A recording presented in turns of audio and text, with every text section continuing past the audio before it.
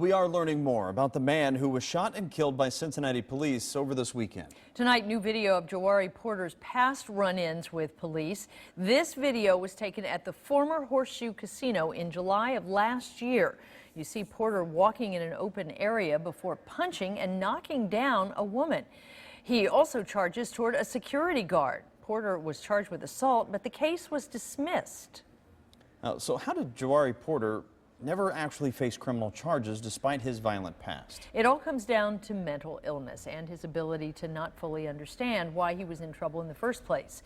Night on Your Side I-Team reporter Hillary Lake explains why cases like his challenge the system and often end up in civil and not criminal court. Hillary? Carol, laws in place to protect people like Jawari Porter require a certain level of personal responsibility even after their mental health is in question. Beyond that, social workers' hands are tied. A startling scene unfolds in downtown Cincinnati early Sunday morning.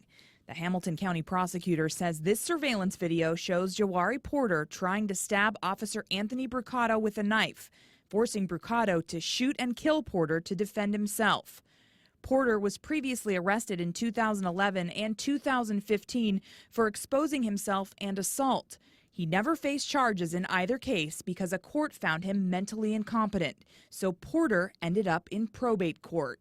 In that scenario, the doctors would then start to look at the patient, determine what the appropriate treatment is, and then they would report back to the court. Vince Wallace is the court administrator for Judge Ralph Winkler. Probate court currently has 338 mental health cases. That number has declined in recent years. Not all of them are from the criminal justice system. Wallace can't discuss specific cases because of privacy issues. Court records show Porter's civil case was closed in June. The patient has to come to appointments. The patient has to follow their doctor's advice. They have to take their medical or their meds. Wallace says some outpatients want to be off the grid. Josh Spring with the Greater Cincinnati Homeless Coalition says it appears Porter was homeless. I believe that he was working on getting to a better place, which would be housing. Wallace says that's the real challenge. There's really not a lot you can do to control that situation. So there's no way to keep tabs on them. Well, they try, but if they leave or they become homeless, they go to a different address, they change their phone. There's only so much that can be done until they resurface. Porter never knew a stable life. He was put in foster care as a baby, according to a former Hamilton County JFS caseworker.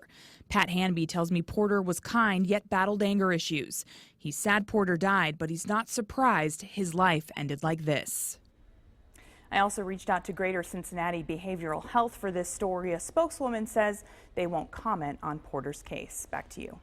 Hillary, thank you. The Hamilton County prosecutor chose not to charge the officer who shot and killed Jawari Porter on Sunday. Cincinnati's police chief also says the officer was acting in self-defense and called Porter's actions a, quote, vicious attack on police.